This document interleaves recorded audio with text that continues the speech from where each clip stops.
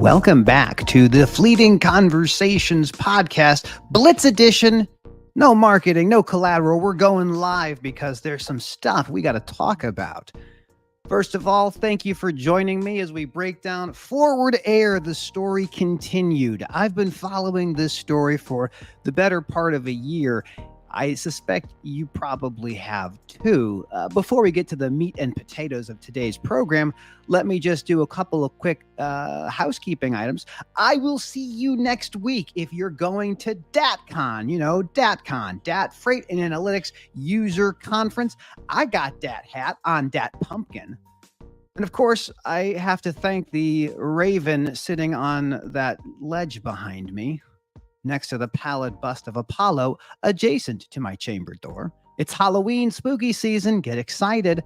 After DATCon, I will be at the Broker Carrier Summit in Fort Worth, Texas. A couple panels I'll be participating on, as well as my very first live Ask Me Anything. And I mean, ask me anything. We can talk about geckos. We can talk about having twins. I have twins. We could talk about law, supply chain, all the things. I love them. It's exciting. But today, what we're talking about is the most interesting merger in transportation history. At least I like to think so. Maybe you do too. But before we can get into what's happening right now, we have to understand where we've been. And I always believe that you can't know where you are unless you know where you've been, and you can't understand where you're going unless you already know where you've been and where you are currently. So let's break it down. This graphic gives you a pretty good understanding of what the Forward Air Omni Logistics merger was all about. Before I bring that graphic up, let me give you the too long didn't read. There is a publicly traded trucking company called Forward Air. Very successful, less than truckload business, very deeply tied into airport transportation. Their largest customer was a freight forwarder. That freight forwarder was called Omni Logistics. Omni Logistics was a private equity-backed roll-up firm that had built one of the biggest and fastest growing freight forwarders in the United States. These two came to an understanding. They met. They said, hey, I think I should buy you. I think we should merge. We should do a deal. But the deal was very interestingly structured. You see, Forward Air is a Tennessee-based company. And in Tennessee, there was a law, and the law is still there, that if you have a change of control and over 20% of your voting rights go to some other entity, a shareholder's vote is required. So the orchestration of this deal was to not have a shareholder vote. That was the point of the deal, was to have the publicly traded company not have their shareholders weigh in. So the deal was structured like this. The new company coming in, Omni Logistics, would have 20% voting rights and then have an additional group of shares that were non-voting. These were shares that had a dividend. I think it was a 13% dividend, but it was a very generous dividend. Now, those dividend shares that were non-voting could later be converted into voting shares. But again, they were not voting shares. So when the deal was announced, I believe sometime in 2023, I think March was when it was first kind of contemplated. I think August might have been when it was kind of announced. Some shareholders got upset and they sued and said, you can't do this. We want an injunction. They sued in Tennessee. And when I first learned of this case, I had the great opportunity to talk with my friends at FreightWaves about what was going to happen next. And what I said was going to happen, and what did happen, was that injunction that was stopping the merger because there was no shareholder vote would be dismissed, because there was not a necessity to have a shareholder vote. That is not what that was going to be. They were not going to have a vote. So ultimately, when that restraining order was dismissed, there was some cold feet. And we all remember the cold feet. The folks at Forward Air said, look, the market is changing. There's no reason for us to do this deal. And many people said, oh, we shouldn't have this deal. It not makes a lot of sense for everybody. But the reality was, the way that deal was structured, there was no off-ramp. It was going to happen. There wasn't a path for a breakup. There was only the path of consummating the merger. And so the case moved. The Tennessee injunction was gone, but now we find ourselves in the Delaware Court of Chancery. Delaware, the Madison Square Garden of corporate M&A. This is the most sophisticated legal minds practiced in that Chancery Court. Many of you remember when we talked about specific performance. And boy, do I love talking about specific performance. The idea that there is no money that can solve a problem, that instead you must ask the court to step in and force something to happen. The awesome power that is in the court of equity. Oh, it's fascinating. We all remember specific performance, don't we? When we had the Twitter and Elon Musk saga, when Musk said, no, I don't have to buy Twitter. I think that they materially breached the contract. And I remember vividly years ago saying, that's not how this works. That's not how you get off the ride. The ride is not one you get off of. This is the deal that is in front of you, the deal you've agreed to. The only path is specific performance. And Musk and Twitter ended up taking that over. And in the Forward Air and Omni Logistics saga, that deal was also consummated. As everyone should know, and I want to remind you, nothing that I say is intended for legal advice or attorney-client privilege. Don't take legal advice from a podcast. You ought not to do that. But when you sign a contract, and it has very specific ways that things resolve, you don't just get out because you don't like it anymore. The change of the market is not a material breach of the contract. That is why the merger had to happen. Now, back to the story. This is a graphic. I don't know if you can see it very well. And if you're listening to the podcast, it doesn't make any sense. But essentially, this is what was being discussed. There are shippers, international manufacturers who make things that we in America want to buy. How do you get things from across the ocean? There's a lot of different ways, but one of the ways you do that is by working with a 3PL, a third-party logistics provider. In this case, Omni Logistics was the 3PL that had all of the customer relationships. And Forward Air, whose biggest customer was in fact Omni, said, we would like to find a way to merge with you. You will be the engine that helps us grow because you are the third-party logistics provider. You have all the relationships with all of the people who manufacture things. We want to do this deal. When you look at the combined entity, you then take out the intermediary. If you take out the intermediary, you save money. And that is the goal of the merger, this integration between a service provider and the customer to better help the shippers out there in a one-stop shop kind of deal. Oh my goodness, was this thing challenging. When the deal was finally announced, it basically got finished the exact same way initially anticipated. That was the way it was always going to be. There was no way to get out of this because of how the deal was initially structured. But now we have an interesting question. And that interesting question is this. A publicly traded trucking company, Forward Air, now has investors who are private equity. These are folks who own businesses and help those businesses grow without the oversight of the Securities and Exchange Commission, what the nature of the publicly traded companies. There's still regulations, obviously, but you're not a publicly traded company. And if you ask people in corporate governance and M&A generally, when you run a publicly traded company, you run two companies. One is the actual company that you have, and the other company is the reporting that's required of being a publicly traded company. It is very challenging. So once this deal was finally done and these entities began the official integration, the question became, what is the future of Forward Air? What happens when you have a publicly traded company that is owned in large part by private equity? Do you stay public? Do you go buy more companies? Or do you contemplate going private? And this is exactly what we've learned from FreightWaves. This article is out. I think it was yesterday, but it might have been today. I know it's definitely yesterday or the day before. It's not today.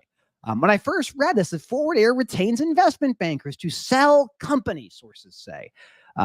Wow. Wow. Let's take a pause. Take a deep breath. This is fascinating. This story will be found in the business schools in the next couple of years. This will be in the legal textbooks of the most interesting supply chain cases ever. A publicly traded company seeks to combine with a freight forwarder who is their largest customer. They orchestrate the deal in a way that the shareholders of the public company do not get a vote. The vote never takes place because it's not required, and the merger happens. Now you have a private equity owner of a large portion of this publicly traded company, and now the story of bankers and selling becomes the news story. What happens next? It's amazing to watch this unfold. Now, after the deal was announced, we saw the stock price of Forward go tumbling, tumbling, tumbling. It's been recovering, recovering, recovering. But this story, the story of this company potentially going private, what an interesting outcome. An interesting outcome that you have to say, was this the intent all along? It's hard to say. But when you ask the question, how does someone like Forward Air, who is phenomenal at what they do, best in class at what they do, to add the ability to grow with a freight forwarder, and then to consider taking that entity and going private? Maybe it happens. Maybe it doesn't. There's really no way to know for sure the eventual outcome of this deal. But we get to take a case that is so interesting and understand legal topics. I love to find anything where I can take a story that you hear about in the news and go, what does this mean? What are the machinations that happen? And then use that to teach you a topic like specific performance. The ability for a court sitting in equity to say, you have to do it. They didn't go to trial on specific performance because Forward Air knew that they couldn't. They had to settle. They had to merge the companies. But now the dust is settling. The combined entity is integrating. And ultimately, the future of that entity is one that the entire supply chain will be watching. There is a lot to be excited about in this industry, or concerned about, maybe is another word. January 15th, 2025 is not that far away. That is the date that the longshoremen's contract that had been extended as they continued to negotiate automation and royalties and other things, that's when that contract ends. That is the next great supply chain crisis. The longshoremen aren't done. That story isn't fully told. It's going to continue to be told. And the story of Forward Air is not done. The story of Omni Logistics is not done. This story will continue to develop, and we are going to watch as time unfolds. How does someone take a company private? Will there be a tender offering? Oh my gosh. We don't even know yet, but we got to pay attention. So I wanted to put this together because I found that the Omni Logistics and Forward Air merger, that story, was one of the most interesting mergers in transportation. This, for the people who know, man, this is interesting. This is wild. But what happens when a public company says, we're up for sale? Maximizing shareholder value, fiduciary obligations to maximize shareholder value in the change of control. So many things happen when that lever gets pulled. And we are going to watch, and we're going to learn, and we're going to take what we can find and hopefully make it useful to you. I like to say that if you understand supply chain, if you really understand what it takes to make something on the other side of the planet, to coordinate that thing to go into a box, and that box to go on a boat, and that boat to come into a port, and that box to be then taken off that boat and put on a chassis, and then that chassis to go anywhere. If you understand that, if you can conceptualize that, you can understand how the world works 6 months in the future. Because where supply chain goes, everything goes. The beautiful thing about logistics is that it doesn't require you to participate. You're a part of it. There's no opt-out button. And so these cases, these stories, they're fascinating. They're amazing.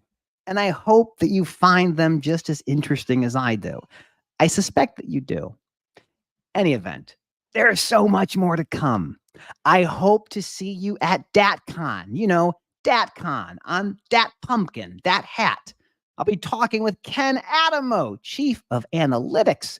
What are we talking about? Nuclear verdicts, non-competition agreements, AB5, maybe the port strike. Oh, there's so many cool topics to get into. And then I'll be at Broker Carrier Summit, talking with some great friends about safety, compliance, insurance, all the things that help you operate a fleet or coordinate with motor carriers to help your shipper customers get their goods delivered safely, on time, and undamaged. Oh, so many cool things to think about. And then I'll have the Ask Me Anything. That's how I round out the very last little bit of time in my journey to Fort Worth. And then you'll see me at F3. Oh, I'm excited. Craig Fuller and I are doing a fireside chat. So much to talk about. So thank you, as always, for tuning in. I hope you find this case as interesting as I do. I suspect that you do. Any event, thanks for joining me. Thanks for stopping by on this rapid dose of law and supply chain. So much fun to do this. I appreciate you. That's it. We're done. It's almost lunchtime for the twins. They get very hungry. So hungry. Just yell. I don't know.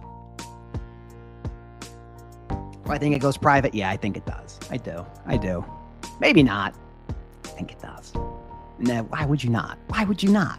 Oh, it's so interesting. That orchestration, the litigation, it's got everything. It's got Madison Square Garden. It's got Delaware Chancery Court. Man, for you lawyers out there, Delaware Chancery Court, that's everything. That's the real deal. It's amazing. A lot of stuff's happening. A lot of cool stuff. Maintain your equipment. Get your stuff inspected. That's what you got to do.